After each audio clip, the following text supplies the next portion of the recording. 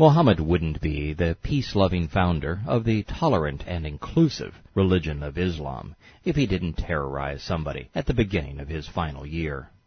Tabari, the messenger sent Killer Khalid with an army of 400 to Harith, a South Arabian tribe, and ordered him to invite them to Islam for 3 days before he fought them.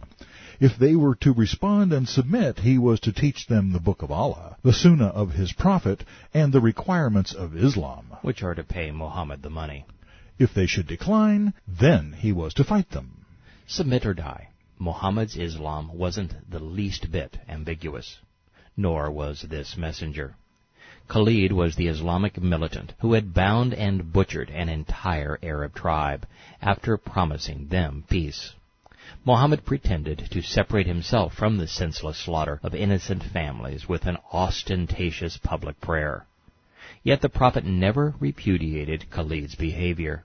He never refused the booty Khalid collected, or refrained from sending the terrorist tax collector out on subsequent raids. The Sunnah of the Prophet, described in these last two traditions, is nothing more than the use of Mohammed's example, his words and his deeds, to establish ideal Islamic behavior.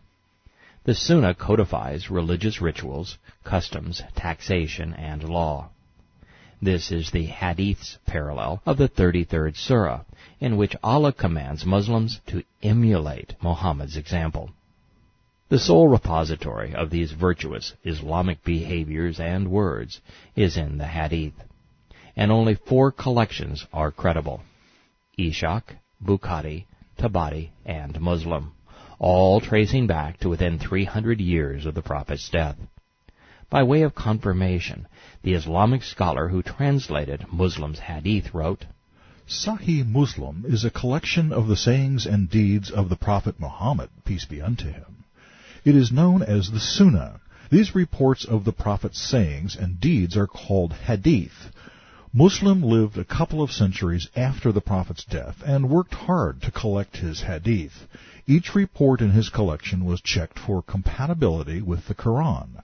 The veracity of the chain of reporters, called an Isnad, had to be painstakingly established.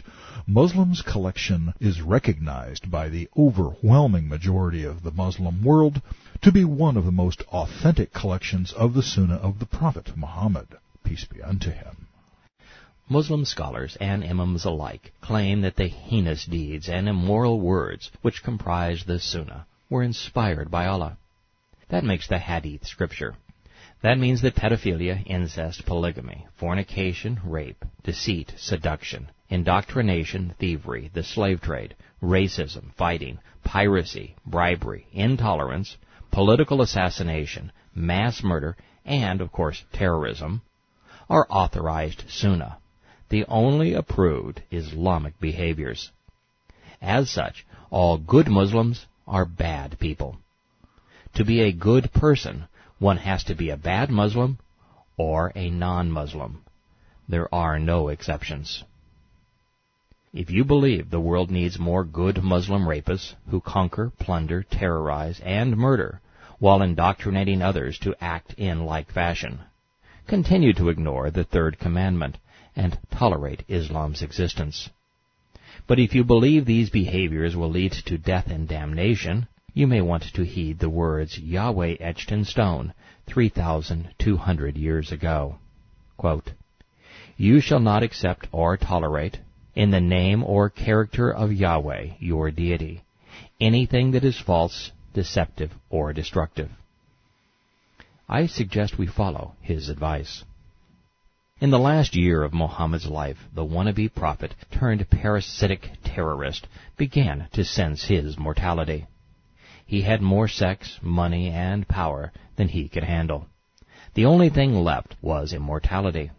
So the most vile man who ever lived commanded that his Sunnah, or example, be imposed upon the world by force of arms. The 1,400-year-long river of blood that flowed from Medina is the result. Tabari.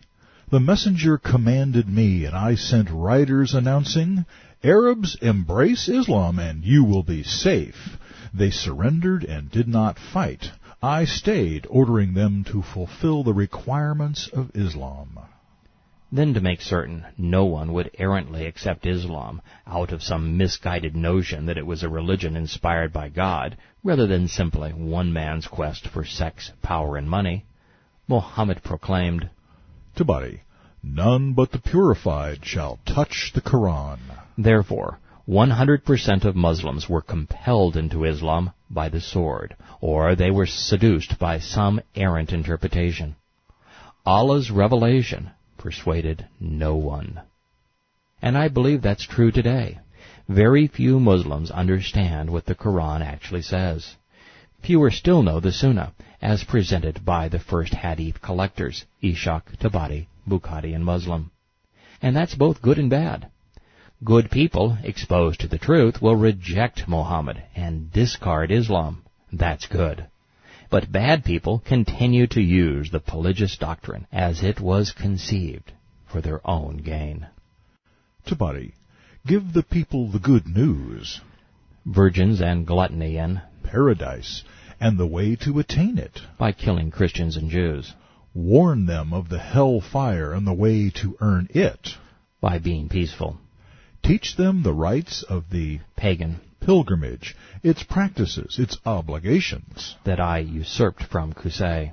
And what Allah has commanded about the Hajj and Umrah. He orders you to offer prayer at the appropriate times, with proper bowing and humility. He orders you to give 1/5 of Allah's booty and to pay the zakat tax. It is enjoined on the faithful from their land and property. And don't seduce the Jews or Christians, for incumbent upon them is to pay the jizya, protection tax. You just can't beat good old-fashioned religion for robbing and controlling folks. Allah's apostle dispersed his representatives to every land where Islam had entered to collect the zakat. Mohammed has done a fine job of proving that Islam created a license to steal.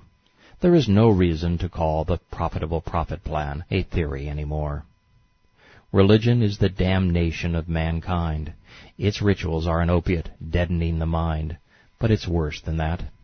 Religion is the most powerful and seductive control mechanism ever conceived. From the first religion instituted in Nimrod's Babylon to that imposed by the Egyptians, Assyrians, Greeks, Romans, Catholics, Muslims, Nazis, and Communists, religious doctrines have been the source of power, control, and wealth for cleric and king. Religions have been the impetus and excuse for thievery and for war. While Islam is the worst of a bad lot, most are without merit. The religions of man have served to separate men and women from freedom, prosperity, and from God. For another lesson in fundamental Islam, we find Tabari, Volume 9, page 88, saying, Abdallah Azdi came to the messenger, embraced Islam, and became a good Muslim. Allah's apostle invested Azdi with authority over those who had surrendered and ordered him to fight the infidels from the tribes of Yemen. Azdi left with an army by the messenger's command. The Muslims besieged them for a month. Then they withdrew, setting a trap. When the Yemenites went in pursuit, Azdi was able to inflict a heavy loss on them. Muhammad said a good Muslim is a jihad fighter, and Azdi showed that a little Islam goes a long way.